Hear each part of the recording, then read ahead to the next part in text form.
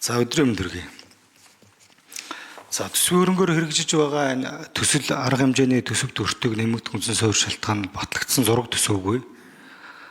За магадлалын дүгнэлтгүй газрын асуудлаа шийдэггүй төслүүдлийг за улс төрийн нөлөөллөөр төсөвт суулгадаг. За ялангуяа энэ дээр бас нэг сайд нар лобби хийдэг шүү. Нэгдүгээрх нь. За мөн одоо төслийн санхүүжилтийг бүрэн гүйцэд тавьдаггүй, он дамжуулан одоо удаашралтай тавьдаг. За хувааж баталдгаас энэ бүтээн байгуулалт хөрөнгө оруулалтын ажлуудчин үндсэндээ гацдаг. Ашиглалтанд ороогүй 10 жил болцсон энэ юм төслүүд байдаг штэ. Тэгээ гүйцэтгэгч компани өгсөн мөнгөндөө тааруулаад төсөвтөр тавьсан мөнгөндөө бид нар ажлаа хийцэн гэж яваад өгдөг. Жил болгоно нэг юм тусгнуулсаар адил харамчгүй хоёр төлнө гэдгийг яг үлгэршгэлэн болсон юм төслүүд олон бий. За юутай холбоотой концепттэй холбоотой бас энэ барилга байгууламжууд нэлээд бий зогсцсон шийдэгдээгүй. 2017 онд ихсэн ажил одоо хүртэл дуусах ажлууд бий. Нэгдүгээр. Хоёрдугаарт энэ ковидын үеийн бас асуудал чих хүндрэлтэй шүү. Барилга байгууламж, улсын төсвтөр суугдсан, сургууль, цэцэрлэг нь объектууд чинь бүгд өртгөн нэмэгдсэн. Ковид үеийн бараа бүтээгдэхүүний үнийн өсөлтгээд ингээд аж ахуй нэгжүүд нь тэр захиалагч компанитайгаа шүүхтэлцсэн шийдвэрт гараагүй ийм одоо барилга байгууламжуудын жагсаалт байна уу? Сонгон хайрхан дүүрэг дээр л одоо 2-3 бий. Одоо хүртэл 17-8 онд эхэлсэн сургууль цэцэрлэг ороогүй байж л байгаа шүү дээ. 9-10 жил болчлоо.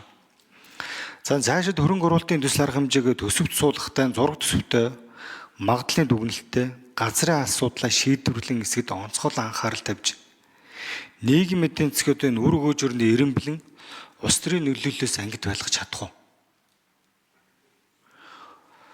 Өнгөрсөн оны төсөвдөр нөгөө түрүү ярьж авсан 150 төсөл арга хэмжээ нөгөө улаан ногоон лазаар өдөртүүлдэг нөгөө төсөл чинь зурагтай юм уу, төсөвтэй юм уу? Гараанаасаа гарсан юм уу? Шахаж байгаад энэ баахан төрийн албаагч одоо хэрэг толбогдох үедээ энэ дээр тодруулга авмаар байна. Энэ улсын төсвийн хөрөнгөөр оруулалтаар хэрэгжиж байгаа төсөл арга хэмжээний санхүүжилтийг гүйцэтгэлтэй нь уялдуул цооцоолж төсөв суулгах тийм боломж байгаа юу? Хөөцөлдөлгөөтэй нэг гишүүд нь ингээ явж байгаад нэг очроо олдсон танил талтаагууд нь тавиулаад хөөцөлдөд яваад байдаг. Тэгээ жоохон лобби байхтай юутай тэгээд өнгөрчдөг нөгөөх нь явдггүй. Ийм төсөл арга хэмжээнүүд маш их бий шүү.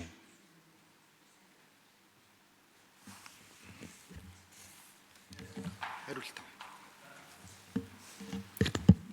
Энэ барилга хөгжлийн төв болон барилга хөгжлийн төв хариулъя.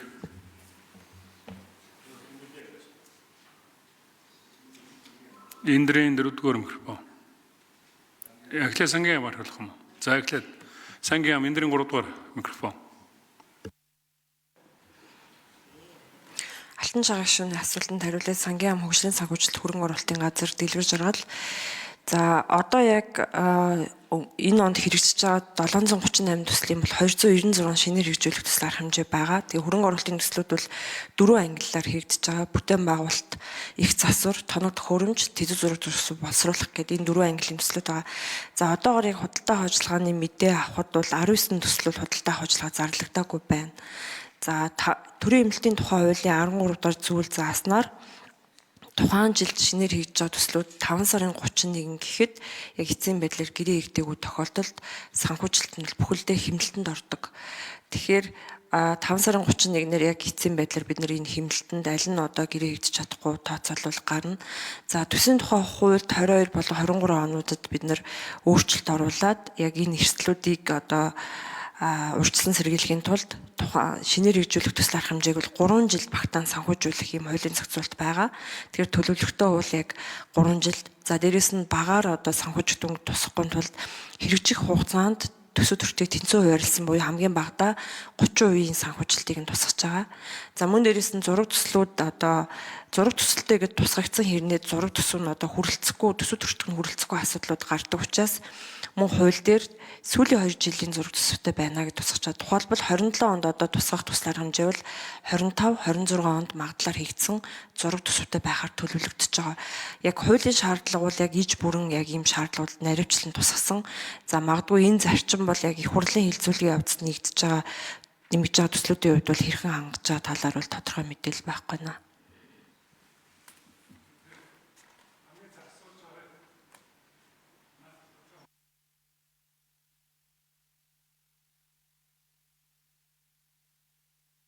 За барилгын хөгжлийн төв. Эндрийн 4-р микрофон. Шүүний асуултанд хариулъя. Цар тахлын нөхцөл байдлын амаргүй цаг үед Улсын хурлын 88 дугаар тогтоол гарч 604 аж ахуй нэгжид 308 тэрбум төгрөгийн материалын үнийн зөрүүг олгож ажилласан байгаа. Тэгээ энэ тогтоолын чиглэлийн дагуу бол засгийн газар бол бас шуурхай арга хэмжээ авч ажилласан байгаа. За ер нь бол 2018-аас 2021 оны үнийн өөрчлөлтүүдийг харьцуулахад бол 2-оос 2.5 дахин өссөн юм үзүүлэлтүүд бас статистик судалгаагаар авч үзэхээр гарч ирж байгаа. Энэ бол цар тахлын нөлөөллийн үе байсан. За энэ үеэс эхлээд барилгын төсөв төртөг нэлээдгүй хэлбэлзэж эхэлсэн байгаа. За үүнээс хойш бол цалин, машин механизмын тариф зардал бол өөрчлөлтүүд шийдвэрийн дагуу орсон байгаа. Цалин 50%-аар, машин механизмын зардал 30%-аар нэмэгдсэн байгаа. За хууль санаачлагчдын нэг шижээр гишүүн хариулъя. Хатан шаа гишүүн энэ бол бүр ингээд аргаа бараад улсын хурлын тогтоолын төсөл оруулж ирж байгаа байхгүй юу? Тэгээд барилгын хөгжлийн төвийнхөө цар тахал дуусаад 5 жил болж байна. Зөвхөн 2020 оноос хойш хэрэгжиж байгаа төслүүдийн чинь 71% төсөв төртөг нэмэгдсэн байна. Цар тахал дууснаас хойш гэсэн үг. Одоо чинь 2022 онд Дархан уул аймагт эхэлсэн цэцэрлэгийн баригдлын өргөтгөл 3 жил хаваас тавьж байгаа байхгүй. Цэцэрлэгийн баригдлын барилгын өргөтгөлийг энэ юу вэ гэхээр яг хатан шахаа гишүүний дөрөв хэлж байгаа улс төрийн нөлөө маш их ордог гэсэн. Сангийн сайд дээр 3 гишүүн ороод нийгэм гуйдаг, гурвууланд намсуулаад тавьчихдаг. За энийг чинь яг 3 жилээр тавьчих гэдэг. Тэгээ энэ бодлого чи өөрөө эргээд улсын эдийн засгийн сүрүүлээд байна гэж. Бид нэр сургуулийн цэцэрлэгийн өргөтгөлийн барилгыг 3 жил хувааж тавих ямар шаардлага байгаа юм бэ? Сангийн яамныхаа 1.5 км замыг 3 жил хувааж тавих ямар шаардлага байгаа юм бэ? Хүүхдийн дотор байрыг 3 жил хувааж тавих ямар шаардлага байгаа юм бэ? 1 жил шийдэх юм бол бид нэр алдагдаж байгаа боломжтой хайр биш юм уу?